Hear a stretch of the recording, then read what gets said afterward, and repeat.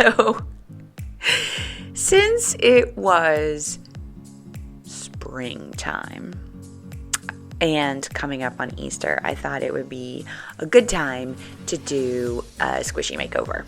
So that's what we're doing here today.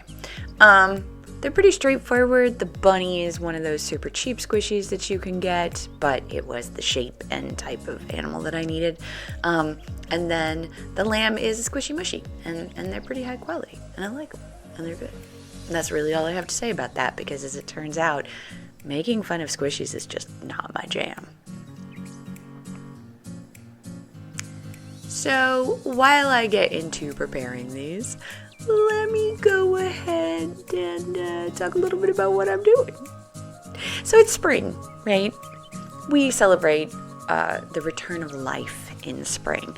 Every single religious tradition involves that in some way. Like, we are all about life returning to the planet, or if not the planet, at least, where we live on the planet, on our hemisphere. And that's what our celebrations are all about. It's time for things to rise back from death. And so I thought a rabbit, which is a fairly classic symbol of spring, and we just blend that with what classically rises from death. Zombies. Anyway, so I did some surgery, I did some base coating, I got these little squishies that were so adorable, all ready to turn into creatures of nightmare, and then I got to work on the paint.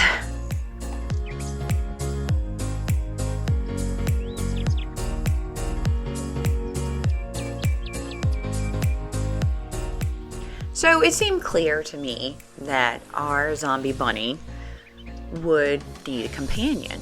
And what better companion for a zombie than their own little brain friend, which, that's what zombies want more than anything in the world, right? So clearly that was the way to go.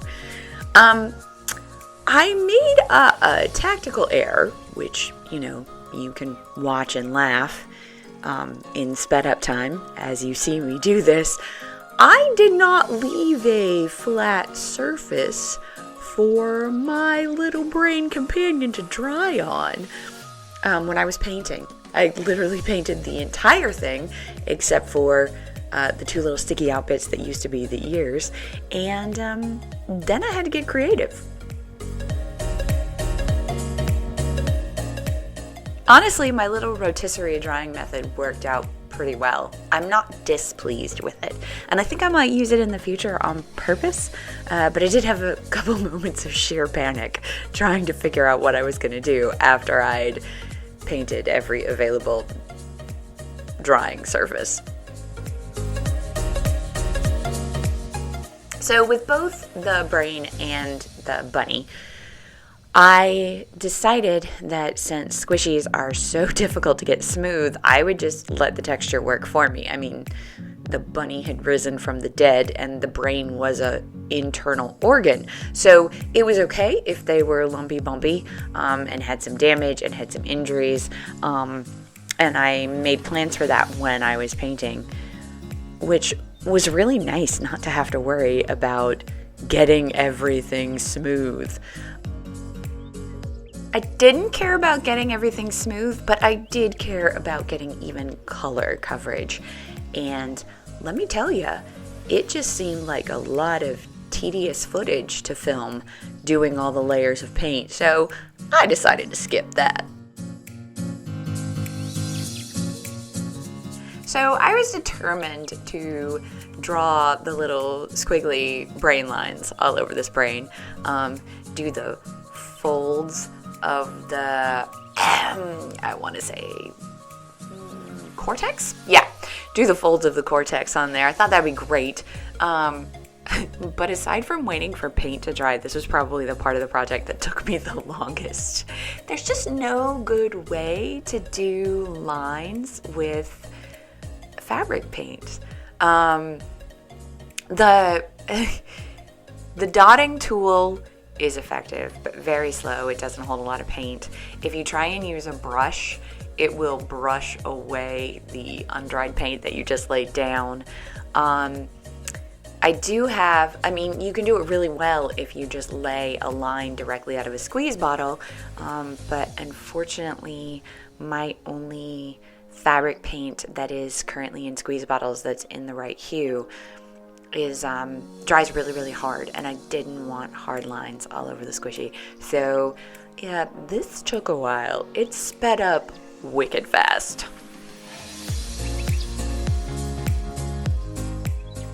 By contrast, the bunny details went so quickly because it was really easy, because I was like, well, you're a mess risen from beyond the grave. You're a bloody, dirty, disgusting mess. Let's just smear some paint on you suggestively. And that's what I did, and I had a really good time doing it. I may have gone a little bit overboard with the blood, but who cares? Who cares? The point is, it was fun.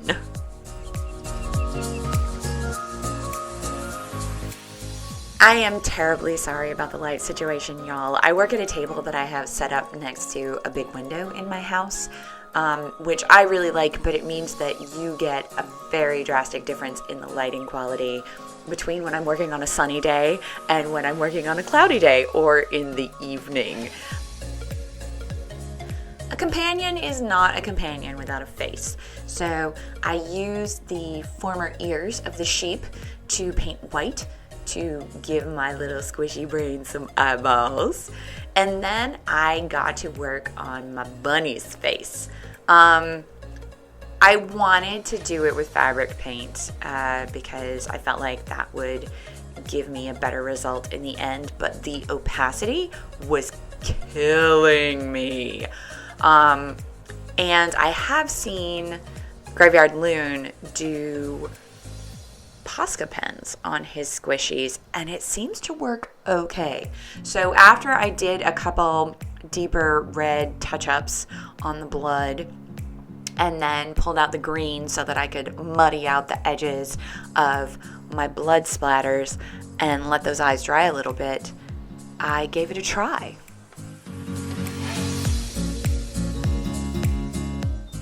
I want to be perfectly clear. I am making no representations about how this is going to hold up long term, whether or not the Poscas are going to get brittle or what. But I gotta say, y'all, they worked really, really well. Both to lay down, and you'll see me squish it later.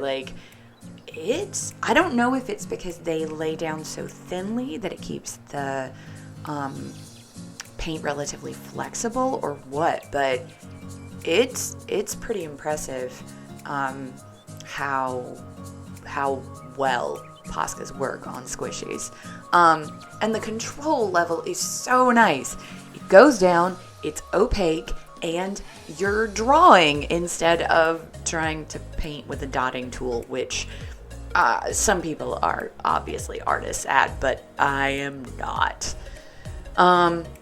It took me 2 layers to get white eyes on there. I gave him a little black mouth. I did do some little gray under eye circles, but in the end I go back and cover those over.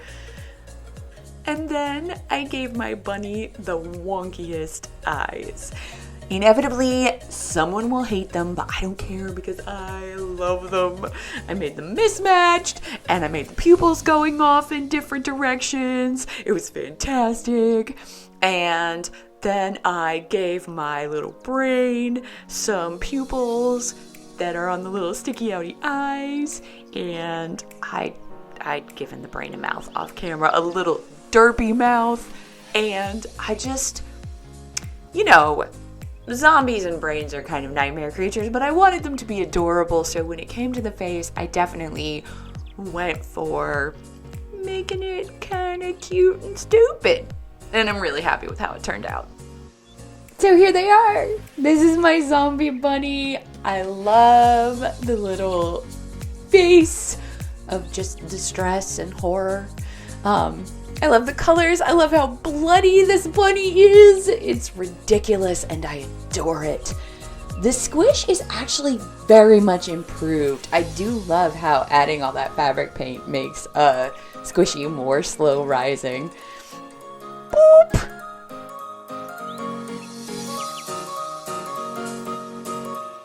The little brain companion just makes me so happy. It's so derpy looking and so clearly a brain. I even have the little tail coming off. It's epically slow rising. I actually ended up having to put some pinholes in the base so that air could escape. And oh boy, does that make it slow coming back up. You can do a side-by-side comparison. Squish all the air out. And yeah, the bunny's returning to shape, but the brain kind of looks like I've killed it. So here they are. I hope you enjoyed my homage to spring, because in spring, we rise from the dead. If you like my art, or the art of any artist here on YouTube, please consider liking and subscribing. It really does help. Thanks!